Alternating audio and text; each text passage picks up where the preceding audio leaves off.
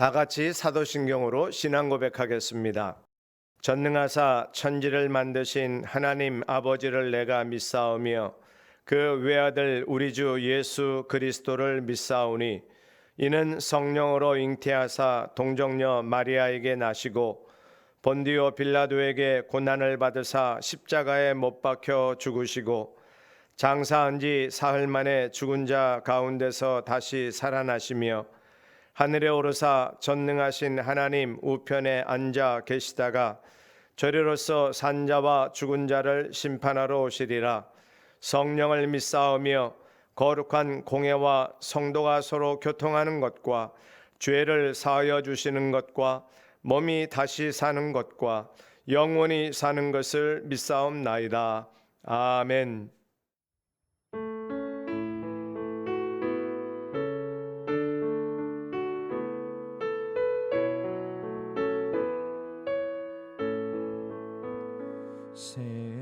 샘물과 같은 보혈은 주님의 피로다.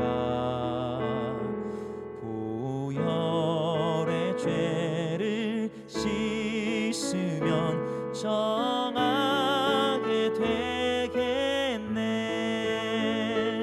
정하게 되겠네. 정하게 되겠네.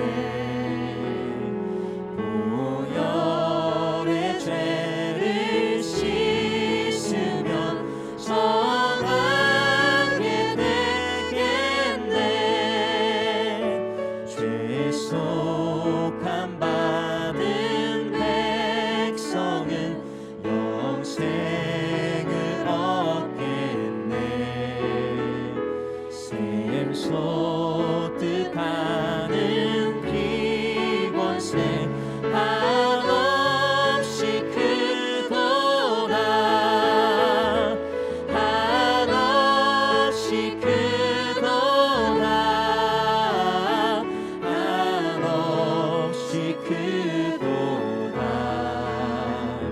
샘 솟듯 하는 피권세 한없이 크도다. 이후에 천국 올라가 더 좋은 노래로 날 구속하신 은혜를 늘 찬송하겠네.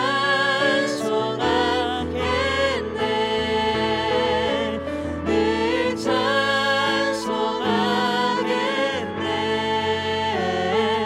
늘 찬송하겠네. 날 구속하신 은혜를 늘 찬송하겠네.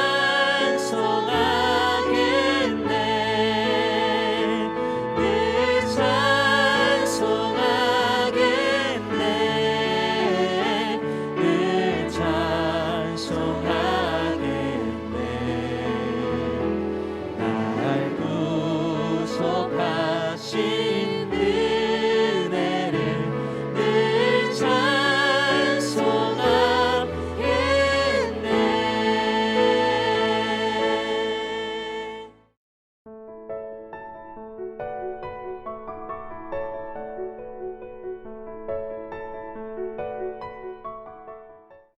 사람이 소나 양을 도둑질하여 잡거나 팔면 그는 소 한 마리에 소 5마리로 갚고 양 한 마리에 양 4마리로 갚을지니라. 도둑이 뚫고 들어오는 것을 보고 그를 쳐 죽이면 피 흘린 죄가 없으나 해 돋은 후에는 피 흘린 죄가 있으리라. 도둑은 반드시 배상할 것이나 배상할 것이 없으면 그 몸을 팔아 그 도둑질한 것을 배상할 것이요.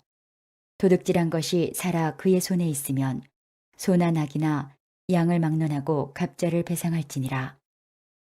사람이 밭에서나 포도원에서 짐승을 먹이다가 자기의 짐승을 놓아 남의 밭에서 먹게 하면 자기 밭에 가장 좋은 것과 자기 포도원에 가장 좋은 것으로 배상할지니라. 불이 나서 가시나무에 댕겨 낯가리나 거두지 못한 곡식이나 밭을 태우면 불러온 자가 반드시 배상할지니라. 오늘 말씀의 주제는 도적질에 관한 것입니다. 남의 물건을 훔칠 때 그것을 어떻게 배상해야 되는지에 대한 율법이지요. 하지만 단순한 도적질에만 적용하지 아니하고 그 도적질의 중심에 자리 잡고 있는 탐욕에 대해서 오히려 접근해 보고자 합니다. 오늘 말씀 1절에는 사람이 소나 양을 도둑질하여 잡거나 팔면 그는 소 한 마리에 소 5마리로 갚고 양 한 마리에 양 4마리로 갚을지니라. 아멘. 어제 말씀은 생명을 해하면 그 사람의 생명을 빼앗으라고 율법을 주셨습니다. 오늘은 남의 것을 도적질하면 소의 경우는 5배로 양의 경우는 4배로 배상을 하도록 규정을 해 놓으셨습니다. 왜 이런 좀 과한 한 마리 훔쳤으면 한 마리 되돌려주면 되는 정도인데 왜 이렇게 4배, 5배씩이나 중한 배상법을 규정하셨을까요? 저는 다른 사람이 가지고 있는 물건에 대한 탐심이 도적질의 출발이죠. 뭐 재미난 소설도 있고 윤리적인 토론도 합니다만 배고파서 빵을 훔친 것을 죄로 여겨야 되는가? 이거에 대한 설명 다양하게 할 수 있습니다만 지금 하나님이 그 정도를 이야기하는 것이 아니라 다른 사람들이 가지고 있는 물건을 욕심을 내서 그것도 계획적으로 그 도적질의 범죄를 숨기고자 하는 이런 인간의 악한 탐심을 지금 지적하시고 그것을 어떻게 좀 너희들이 미리미리 방지해야 되는가를 오늘 우리에게 주시는 말씀으로 저는 받고 싶습니다. 왜 욕심이 없겠으며 왜 다른 사람들이 가지고 있는 것들을 내 것으로 갖고 싶은 생각이 없겠습니까? 인간의 본능 속에 저는 남의 것을 빼앗고 내 것으로 갖고 싶은 마음이 다 있다고 생각합니다.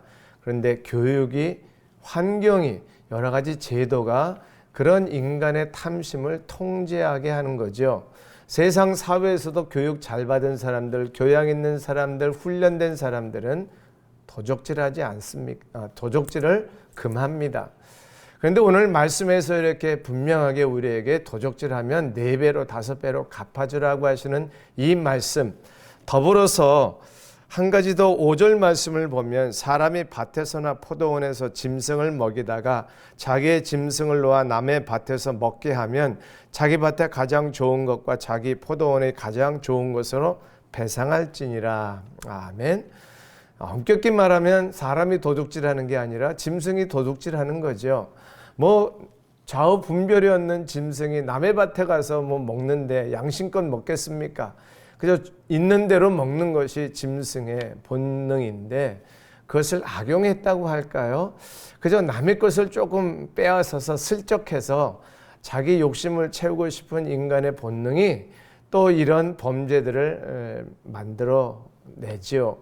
오늘 우리의 삶에서 근본적으로 도둑질까지 연결되는 이 인간의 탐욕을, 이 탐심을 어떻게 정리할 수 있을까? 어떻게 다스릴 수 있을까? 예수님도 분명 말씀하셨잖아요. 모든 탐심을 물리치라. 사람의 생명이 그 소유의 넉넉한 데 있지 않다. 인간이 그렇게 먹고 마시는 세상에 욕심으로 사는 것이 아니라는 걸 말씀하셨고 사도 바울도 탐심은 우상 숭배라고까지 엄히 지적하고 있습니다. 내 속에 있는 탐욕을 새롭게 접근해야 되지요. 인간의 죄의 본성으로 내가 하고 싶은 대로 하는 것이 아니라 이 욕심이 남의 것을 탐내고 있는 것이 정말 나를 더러운 삶으로 죄악으로 이끌어간다는 사실을 깨닫고 몇 배를 갚아야 되는 두려움과 무서움을 통해서라도 내 속에 있는 탐심을 도적질하고 싶은 욕심들을 끊어내는 그 욕망을 절제케 하시는 하나님의 말씀의 법칙을 오늘 우리에게도 동일하게 적용할 수 있기를 바랍니다. 도둑질하고 싶을 때 주님께 여쭤보시죠. 하나님, 내가 저거 꼭 갖고 싶은데 도둑질이라도 해서 내 것으로 좀 가지면 안 될까요? 예수님께 물어보시면 예수님이 뭐라고 대답하실지 다 아시잖아요. 오늘 이 탐욕을 절제할 수 있는 한 가지 방법을 그저 제안해 드립니다. 한번 적용해 보시지요. 내 재산이 소중하지 않습니까? 그러면 다른 사람 재산도 그 사람에겐 그렇게 소중한 것입니다. 내 물건이 도둑질 당해서 없어지면 마음이 쓰리고 힘들고 생각나지요. 다른 사람 것 잃어버리면 그 사람도 동일한 그런 마음을 갖고 있는 것입니다. 내 밭에 다른 사람의 짐승이 들어와서 내 채소를 다 뜯어먹는다면 내 마음이 어떻겠어요? 그 아픈 마음이 상대방에게도 동일하다고 한다면 도둑질도 탐욕에 끌리는 것도 절제하는 은혜를 누리고 또 그렇게 실천할 줄로 압니다. 주님 말씀하셨잖아요. 대접받고 싶은 대로 대접하라고요. 내 물건이 소중하면 남의 물건도 소중한 줄로 여기고 그 물건 귀하게 여길 줄 아는, 그래서 내 욕심, 내 탐욕이 사전에 예방되고 끊어지는 은혜가 주님의 말씀으로부터 임하는 은혜가 있기를 주의 이름으로 축복합니다. 기도하겠습니다. 하나님, 도적질하고 싶은 탐욕이 생길 때마다 내 물건이 소중한데 다른 사람 물건도 그에게는 그렇게 소중한 것임을 깨닫는 지혜를 또 깨달음을 허락해 주옵소서. 그래서 넉넉한 삶의 탐욕이 있고 부족해도 탐욕이 있는 이 죄의 본성을 성령의 은혜와 능력으로 다스릴 수 있는 우리 모두 되게 하옵소서. 예수님 이름으로 기도합니다. 아멘. 주기도문 하겠습니다. 하늘에 계신 우리 아버지여, 이름이 거룩히 여김을 받으시오며 나라의 임하옵시며 뜻이 하늘에서 이룬 것 같이 땅에서도 이루어지이다. 오늘날 우리에게 일용할 양식을 주옵시고 우리가 우리에게 죄 지은 자를 사하여 준 것 같이 우리 죄를 사하여 주옵시고 우리를 시험에 들게 하지 마옵시고 다만 악에서 구하옵소서.